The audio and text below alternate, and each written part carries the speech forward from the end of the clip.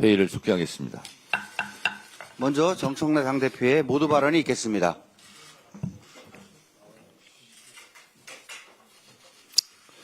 내년도 예산안 처리 시한이 하루 앞으로 다가왔습니다.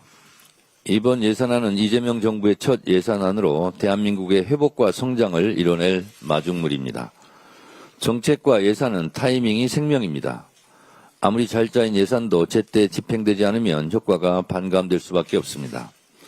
이재명 대통령께서도 민생경제 회복을 가속화하고 대한민국 제도약을 뒷받침하기 위해서는 예산의 적시 통과가 중요하다고 강조했습니다.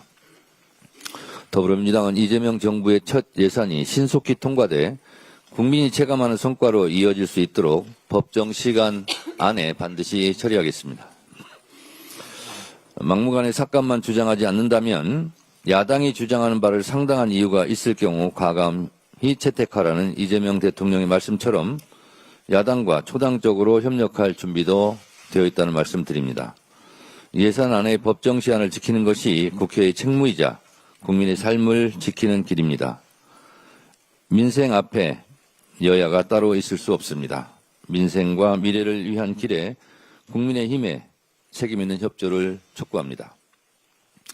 더불어민주당은 신속한 내란 전담 재판부, 내란 영장 전담 재판부 설치로 국민이 명령한 내란 청산을 반드시 완수하겠습니다. 이틀 뒤면 내란이 발생한 지 1년이지만 여전히 내란의 어둠은 완전히 걷히지 않고 있습니다.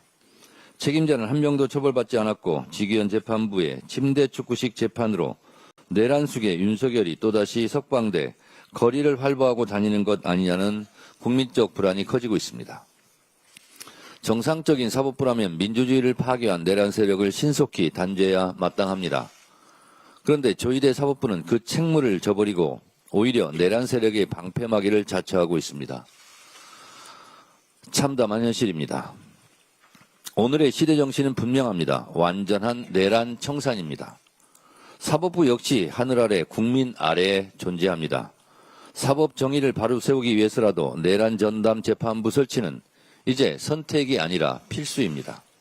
더불어민주당은 내란 전담 재판부 설치로 멈춰버린 내란 청산의 시계를 다시 돌리겠습니다. 동시에 확실한 사법개혁으로 사법부를 국민의 품으로 돌려놓겠습니다. 연내에 내란 전담 재판부 설치, 대법관 증원, 조작 기소 등을 처벌할 법 왜곡죄 등을 포함한 사법개혁 법안을 처리할 것을 다시 한번 약속드립니다. 그 어떠한 방해와 압력에도 굴하지 않고 국민의 뜻을 끝까지 관철하겠습니다. 최혜병 특검이 수사기간 150일간 윤석열, 임성근 등 33명을 기소하고 마무리했습니다. 2차 종합특검을 검토할 시점입니다. 박정훈 대령의 억울함이 밝혀진 것은 다행스러운 일이고 윤석열의 경로설과 수사외압의 실체가 어느 정도 드러난 것은 특검의 성과입니다. 특검 관계자 여러분들 수고 많으셨습니다. 그러나 정작 임성근 전 사단장에 대한 구명 로비 의혹은 아직도 오리무중입니다.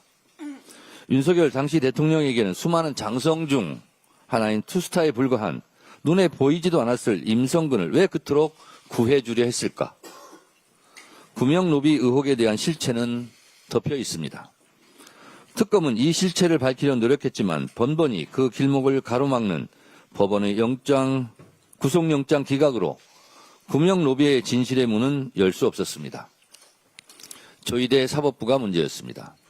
최혜병 특검이 신청한 구속영장 10건 중 임성근을 제외한 최혜병 특검이 신청한 구속영장 10건 중 임성근을 제외한 9건을 모두 기각해버림으로써 90% 영장 기각률을 기록했습니다. 구명 로비 의혹의 90%를 법원이 가로막은 꼴입니다. 최혜병 순직 사건의 핵심은 왜 최혜병 사망 사건의 실체를 덮고 구명 로비 수사 의혹까지 해야만 했느냐입니다. 이 부분을 못 밝히는 것은 결국 법원의 영장 기각 때문입니다. 법원의 영장 기각은 최혜병 특검에서만 있었던 것은 아닙니다. 내란 특검이나 김건희 특검에서 신청한 주요 핵심 피의자 구속 영장이 연거푸 기각되면서 수사에 막대한 차질을 빚었습니다. 이쯤 되니 조희대 사법부가 최혜병 순직 사건의 실체도 가로막고 내란 청산도 가로막고 김건희 부정비리 사건의 실체도 가로막는 것 아니냐는 국민적 분노를 자아내는 것입니다.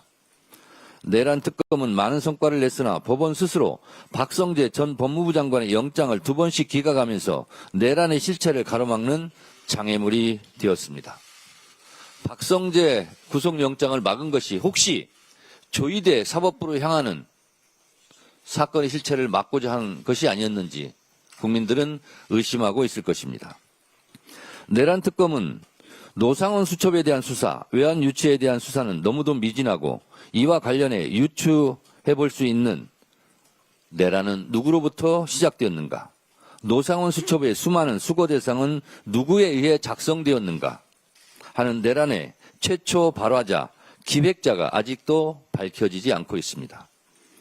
김건희 특검은 더더욱 문제입니다. 김건희는 워낙 비리 사건이 많아서 물리적으로도 시간이 부족했습니다. 최혜병 특검은 구명로비 의혹을 못 밝히고 끝났고 내란 특검은 2주 후에 김건희 특검도 이달 안에 기간이 종료됩니다. 3대 특검이 마무리하지 못한 사건은 국가수사본부에 이첩될 예정인데 그럼 이재명 정부의 수사기관에 대한 공정성 시비를 문제 삼으며 국민의힘이 계속 흔들어댈 것입니다. 그러니 3대 특검의 미진한 부분은 한 군데에서 몰아서 공정하고 객관적으로 진실을 밝히기 위한 2차 종합특검을 검토해야 할 시점입니다. 2차 종합특검에 대한 국민적 요구가 높아지고 있음을 무겁게 생각합니다. 이대로 끝낼 수는 없습니다. 이대로 끝내지 않겠습니다. 최혜병 순직 사건의 구명로비 의혹, 12.3 비상기업 내란 실제 기획자의 실체, 그리고 김건희 비리를 끝까지 파헤쳐야 합니다.